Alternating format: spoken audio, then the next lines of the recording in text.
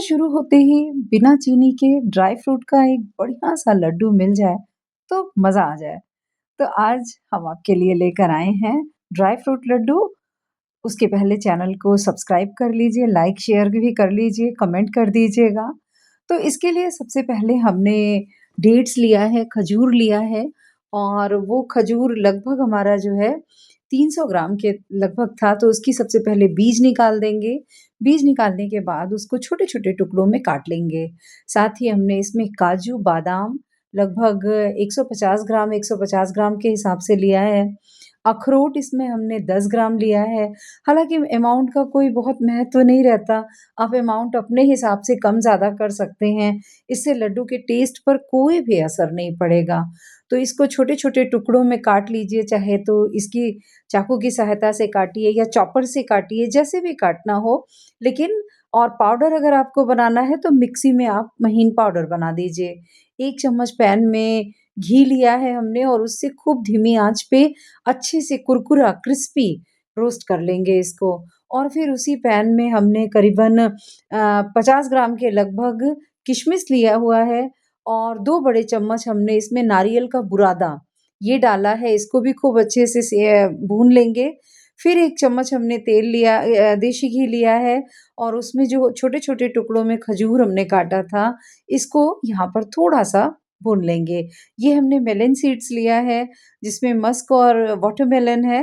तरबूज और खरबूज के बीज मार्केट में बड़ी आसानी से मिल जाते हैं। ये अमाउंट समझ लें 25-25 ग्राम के लगभग रहा है और इसके अलावा हमने इसमें ये खसखस, पोस्ता के दाने ये भी डाले हैं। ये अंदाज़ से ही आप अपने डाल लीजिएगा और बिल्कुल क्रंची, क्रिस्पी जैसे मैंने दिखाया, वो इसको भून लेंगे।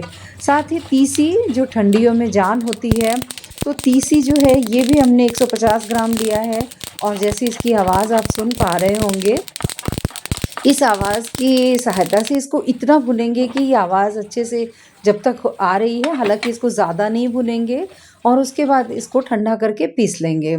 और ये जो है खजूर भी हमने पीस लिया है मिक्सी में थोड़ा-सा। आप अगर धीमी आँच पे भूनेंगे तब भी ये मेल्ट हो जाता है। तो बिल्कुल ठंडा करके खजूर को अब धीरे-धीरे अपनी जितनी भुनी हुई चीज़ें हैं, वो सब इसमें मिला देंगे। ध्यान रखिएगा ये सब लगभग ठंडे हो गए हैं, पूरे तो नहीं लेकिन लगभग ठंडे हो गए हैं। हालाँकि खजूर को आपको बहुत ठंडा नहीं करना है।